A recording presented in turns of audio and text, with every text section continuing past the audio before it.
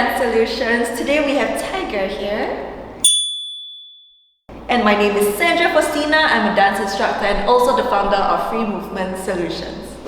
So if you're here today and you want to master dance, I've got you. So we're gonna talk about how you're going to easily learn dance choreographies, and we have a few tips and tricks up our sleeves. So let's go talk about the tips and tricks that we have to easily learn dance choreographies, whether it's online or physical dance classes. So the first thing we're gonna talk about is to listen to the music. Why I say that is because a lot of the times you're just dancing to the music without actually understanding the music. So what I mean by that is sometimes you forget about the counts, sometimes you forget about the feelings, so you've got to first and foremost understand the music. So listen to the music. Try to count the music. Is it counts of 4, counts of 8, counts of 7, or counts of 4.5? I don't know. Depends on the music that you have. So go and listen to the music. 1, 2, 3, 4, 5, 6, 7, 8, and a 2, 2, 3, 4, 5, 6, 7, 8. Most music counts are in counts of 8. So go and listen to the music so you know exactly where to do the counts for your dance moves. Of course, when it comes to music, you need to also understand how to ride with the music, dance with the music, vibe with the music, so you actually know the whole feeling of the dance. Well, there are different genres of dance, right? If you're talking about street dance, a lot of the time, you need to know how to vibe. But if you're talking about ballet, you also need to be able to listen to the music so you know when to execute your movements. So making sure to understand the music is something that we have to do as our own homework. Get the music from the instructor or ask where to get the music from, YouTube it, Spotify it, whether it's an online or physical class, I'm pretty sure you can find the music and just listen to it. And now, once you're listening to the music, the second tip that I'm gonna have for you is to close your eyes.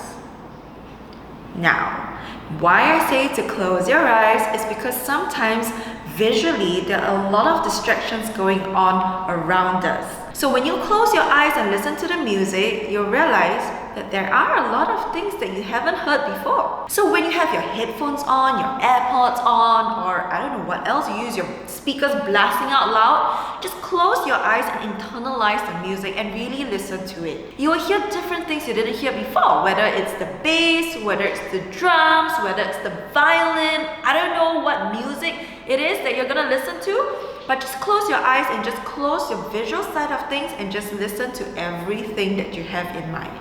The third thing we're gonna talk about would be breathing. Have you ever danced and really just felt really out of breath by the end of the dance and you're just wondering how the heck do people do 10 dances when I'm doing one dance and I'm so out of breath? Well, in dance we talk about breathing techniques, but I'm not gonna delve into that right now. We perhaps could do another video for that. But breathing is another thing that you need to always remember when you dance. If you're holding your breath and doing all of your dances and all of your actions, you're gonna really run out of it and you cannot breathe and go tired. So make sure that you need to remember to breathe, whether 1, 2, 3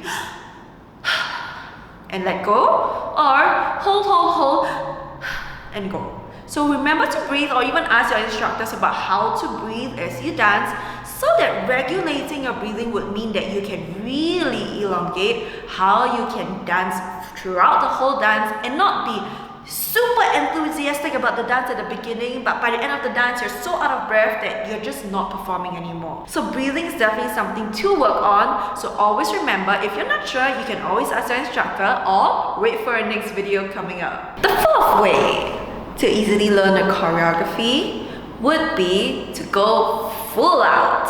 So the differences that we're going to talk about here, one would be marking, second would be full out, and the third would really be to perform. So what I mean by marking is, instead of really going all out to do all of the jumps and all of the counts and marking could mean that you're just doing it halfway through and not doing full out with all your energy into it.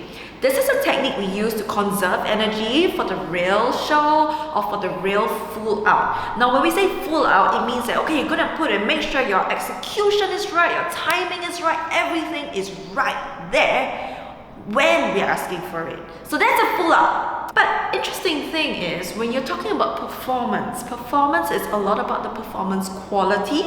And where performance quality is well, it's a lot in the face. You see a lot in street dance, right? So you think you can dance, that's one. Dance moms is another one. But you see a lot of performance quality for the face, whether it's the eyes, the smile, the expressions. The performance quality comes throughout the entire body as well. Where's your sternum? What about your arms? So there's a lot of things that goes around performance quality. It's not just about making sure that your steps are all correct, all the time, but it's about expressing yourself through the steps. And that's the beauty of dance, isn't it? To be able to perform and put your heart and your soul into it, but also to show who you are as a dancer. So don't forget to perform when you go full out, or even if you're marking, always try and make sure that you're getting the counts right. And this is one of the definite ways that you can improve learning choreographies. The fifth tip I'm going to give you today is to understand your body and understanding how you move. What I mean by this is all of us dancers are very different, right? So some dancers learn a lot faster, some dancers learn a lot slower, some of our body parts are moving a lot better than the other, some of our body parts perhaps needs a little bit more improvement.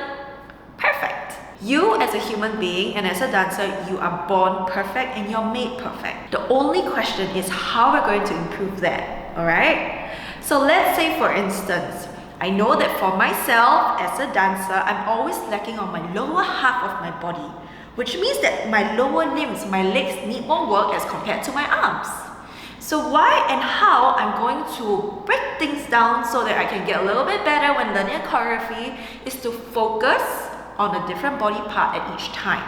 So whenever I'm doing full out a dance choreography or part of a choreography, I focus first on my legs, whether it's pointing my feet, whether it's lengthening my knees, whether it's, making sure I turn out, many different things that I can do, but I'm focusing first on my lower part of my body. The next time, once I've mastered that, I have done enough times so that I know that my legs are okay. Now I'm going to focus on my arms. Where are my arms going to be? Is this angle correct? How can I put my accent in it? How can I perform with it? So a lot of different things come into it, right? So many different things such that if you break down your body part, you realize that it gets a little bit easier. Focus is key. Focus on different body parts at one time. The next thing you could perhaps look at is your head. So perhaps you can look at the angling of your head, right? Where are the angles? Where's my instructor putting his head? Is he going this way? Is he going straight? Is he tilting down? Is he tilting to the side?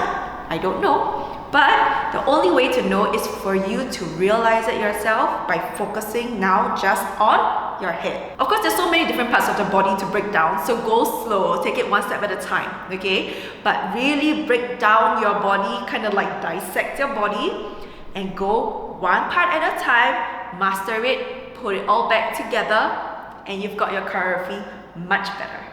Now, if you've ever felt really overwhelmed because the choreography is just so long and you just can't remember so many things, always make notes. Whether it's physical notes, writing in your dance diary, or mental notes, taking notes at which counts, at which accent, or listening to the music and taking notes with the music, always take notes.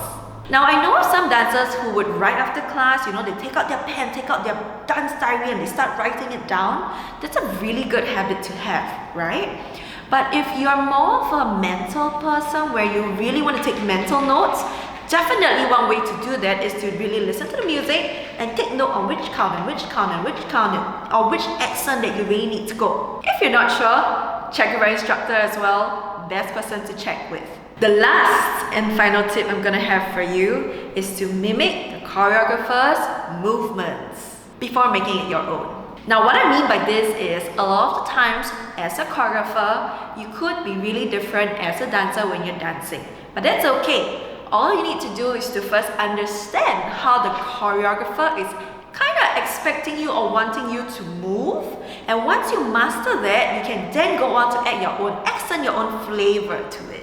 Now that being said, sometimes again, it's not easy to just mimic your choreographer or your instructor. So same tip for you, bonus tip, which is to dissect different parts of the choreographer or instructor and learn and master that. So this is your chance to slice up okay, your choreographer and your instructor, and then mentally take notes and understand which different parts.